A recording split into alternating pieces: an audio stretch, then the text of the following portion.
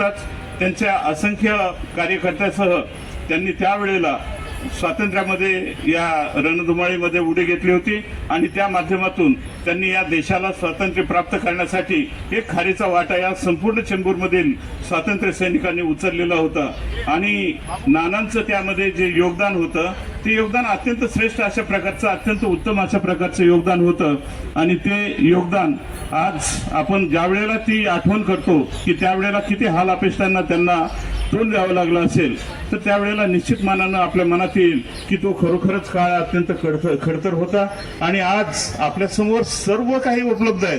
मात्र ज्या पद्धतीनं आपण लोकांमध्ये जायला पाहिजे, ज्या पद्धतीनं आपण सुधारण्याचा मार्ग स्वीकारला पाहिजे, त्यामध्ये कुठेतरी आपण कमी पडतो की काय अशा प्रकारची भावना हे झालेली आहे.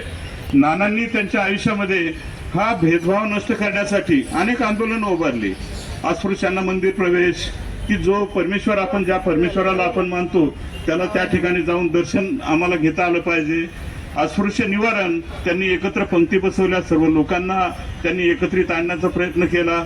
निर्वासितांच्या संदर्भामध्ये जे नानांनी म्हणजे अशा प्रकारचं काम केलं की ज्याची तुलना कशाशीही होऊ शकत नाही, अशा प्रकारचं नानांचं कार्य हे निर्वासितांच्या संदर्भातलं आहे. म्हणजे केवळ की हे माझा हा हिंदू, हा अमुक, हा तमुक, हा या जातीचा, तो त्या जातीचा, अशा कसल्याही प्रकारचा भेदभाव न करता नानांनी त्यांच्या आयुष्यामध्ये एक चांगल्या प्रकारचं काम केलं आणि सर्व समाजाला, सर्व जाती धर्माच्या लोकांना बरोबर घेऊन नानांनी एक प्रकारची शिकवण आपणा सर्वांना दिलेले. आणि ज्या वेळेला नानांचं कार्य आजच्या परिस्थितीशी आपण जोडून पाहतो त्यावेळेला एक विदारक अशा प्रकारची स्थिती दिवसेंदिवस या राज्यामध्ये, या राष्ट्रामध्ये होऊ लागलेली आहे आणि आपण आपलं कर्तव्य बनतं की आपण अत्यंत सजग होऊन, आपण अत्यंत सतर्क राहून या सर्व गोष्टींचा मुकाबला केला पाहिजे, असा एक दृढ निश्चय आपण या ठिकाणी केला पाहिजे. नानांच्या जीवनावर बोलण्यासारखं आणि आताच्या परिस्थितीशी त्याची सांगड घालण्यासारख्या प्रचंड अशा गोष्टी आहेत. परंतु या प्रेरणादायी स्मृतीस विनम्र अभिवादन करते. आज आता सांगितलं की केतकीने इतकं सुंदर छान नानांबद्दल मुख्यमंत्री म्हणून ती बोलते आणि तिने ते वक्तव्य सर्व नानांबद्दल सांगितलं. खूप अभिमान वाटतो की लहान मुलांपासून ते आपल्या ज्येष्ठ नागरिकांपर्यंत नाना पोचलेले आहेत आणि नानांचे विचार घेऊनच आम्ही सर्व आज समाजात काम करण्याचा प्रयत्न करतो आणि असंच पुढेही आम्ही त्यांचे विचारांचा वारसा घेऊन पुढे काम करत राहू. मी एवढंच सांगेल, आता जसं तुम्ही सांगितलं की आपलं मेट्रो स्टेशनला का नाही आपल्या नानांचं नाव असावं आणि त्याच्यासाठी सुद्धा पहिलं लेटर माझं गेलं होतं आणि मी त्यावेळेस सांगितलं होतं. सुबोध साहेबांचा सुद्धा मला त्या दिवशी फोन आला होता की ताई आपण सुद्धा प्रयत्न केले होते. म्हणजे आपल्या चेंबूरच्या सर्वच राजकीय, इथे राजकीय पक्ष कोणी वेगळा हे करत नाही. त्यावेळेस काही काम असेल तर सर्वजण आम्ही एकत्र येतो आणि एकत्र आल्याच्या नंतर आम्ही सर्वांनीच, कातेसाहेब असू द्या, शेवाळे साहेब असू द्या, त्यांचे सुद्धा लेटर गेले आणि राजू नगराळ्यांनी सुद्धा इथे आंदोलन ठेवलं होतं तेव्हा आम्ही सुद्धा आलेलो होतो. परंतु हे सर्व आम्ही एकत्र करून, कारण हे काम करतोय फक्त नानांसाठी करतोय आणि नानांचे विचार पुढे घेऊन जाण्यासाठी करतो.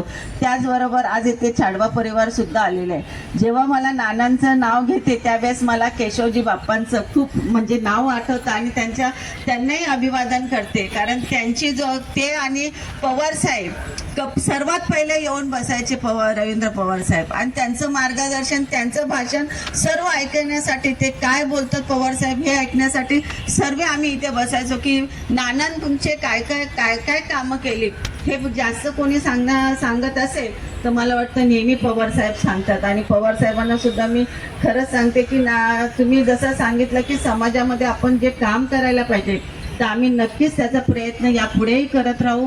आणि सर्व वरिष्ठ इथे आलेले आहे, सर्व प्रभात कुंजचे परिवार आलेले आहे, सर्व शिक्षक, सर्व वर्ग, महानगरपालिकेचे शिक्षक इथे आलेले आहे, चेंबूर सर्वांचे मी आभार मानते. जय हिंद, जय महाराष्ट्र. नानांना अभिवादन करत आहेत.